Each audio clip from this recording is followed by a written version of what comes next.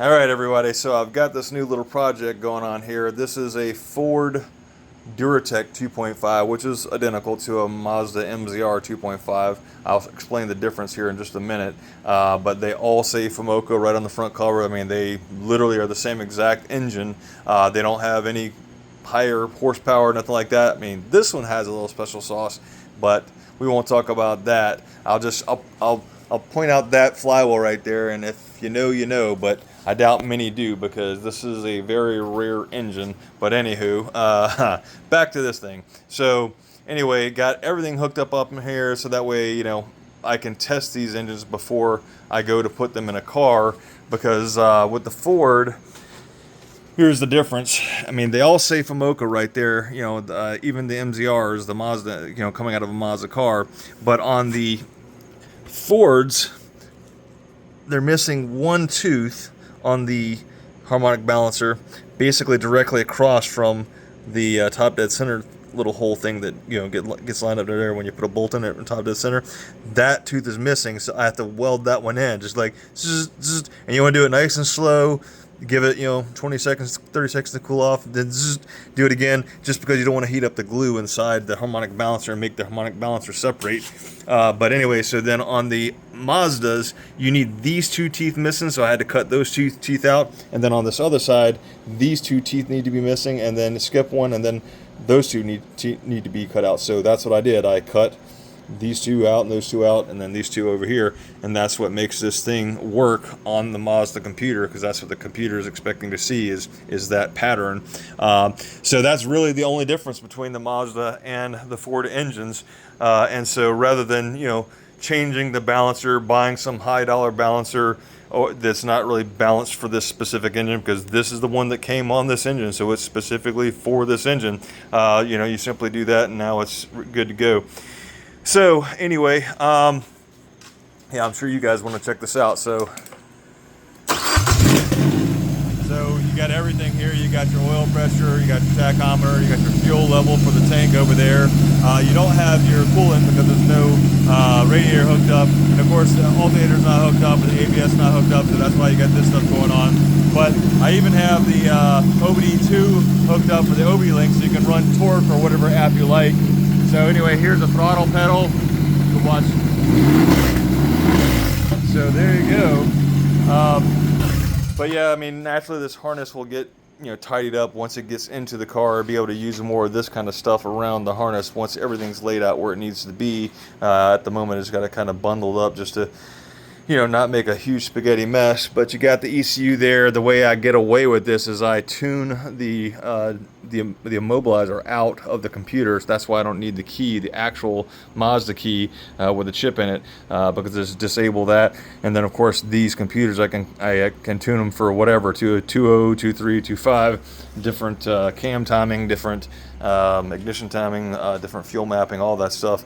But so anyway, that's what I will be doing with this particular computer later. But at the moment, it's, you know, stock stuff, just makes it work. Just need the immobilizer disabled out of it. So, but this is my little project that I've been doing. But anyway, going back to this, so the nice thing about having this thing on the stand and being able to make it run before putting it in a car is you don't want to weld that little tooth in, stick it in the car, and then find out that, oh crud, there's something wrong with it because this thing's not running, and now you're questioning, was it that little tooth this bad, you didn't do some kind of good job on that, or is it something else?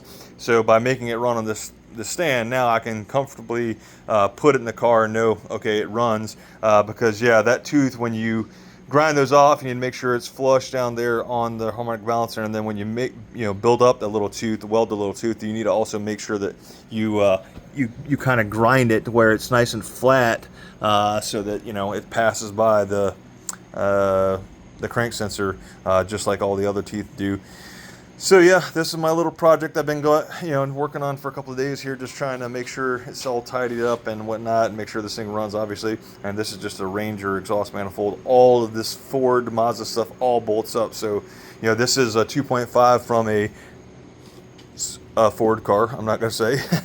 And then this intake manifold is from the NC Miata, hence it coming out this way when it's in a rear-wheel drive. Damn it, man, I just realized I did this video with the camera facing straight up and down. Oh well. Anyway, when it's in a front wheel drive application, the throttle body is over here. So naturally, if you put this motor in a car with the front wheel drive manifold on it, the throttle body actually sticks inside the intake, or inside the car, which is how my last race car was. I had a hole cut in the firewall. I had the hole cut anyway with the access plate, just so you can access the backside of the motor, because when the temperature sensor thing goes on there, it's a pain in the butt to get to. So I made that access hole to where I could get to that and change that out or do whatever I needed to do. But anyway, so that's where the throttle bike came through, and then this tube bent around here and went over to right under where the or right over where the passenger feet would be, you know, where the AC air goes in. So yep, the throttle body was inside the car. But anyway, so yeah, as you can see, that's a whole pile of NC wiring harnesses there. That's probably 4 or 5 of them right there that I'll be doing the same thing for, because these guys out of like Australia and stuff like that, they put these motors in these old cars, and they need these kind of setups to where they can just literally hook it up and make it work. So it kind of works out really good for those guys. But yep, the next project is I'm going to be, well, I already have one actually. I have another 2.5 stuffed into my NA. It kind of bolts right in actually. The only thing you have to do is really make motor mounts and do a little trimming on the subframe and stuff like that. But outside of that, it works, because all the Mazda parts are all the same from the various 5-speeds and stuff like that. So you can put the NC front bell housing from 5-speed onto the NA or NB 5-speed, and that makes it to where this motor will bolt to the NA or NB 5-speed, and that way you can still utilize the same drive shaft, same power plant frame or PPF and stuff like that. So the engine's kind of tall, so it makes it to where you have to put a dimple in the hood and whatnot, and working out the whole deal to have AC and all that stuff, that would be kind of a pain in the neck, but for making a race car or stuff like that, or a drift car or whatever, it would be, it's fairly easy, kind of straightforward. And the beauty is these motors, this one literally was $150. I bought 3 of them at the same time, so I bought 3 of them for $450, paid cash for them. This one has 46,000 miles on it, whereas the NA and NB motors are now like $1,800, and that's cheap. That needs to be rebuilt. So and they make like 126 horsepower or something like that, where this thing is rated at like, I don't remember, 170 or 169 horsepower or something like that. So anyway, that's the cool little project I've been working on, and hoping to drop this into a car this weekend. So hopefully you like this stuff, and let me know what else I should have included in this video. I'm curious to see. I'm sure as soon as someone says something, I'll be like, oh yeah, duh, I should have said that or done that or whatever. But anyway, let me know. Cool, thanks.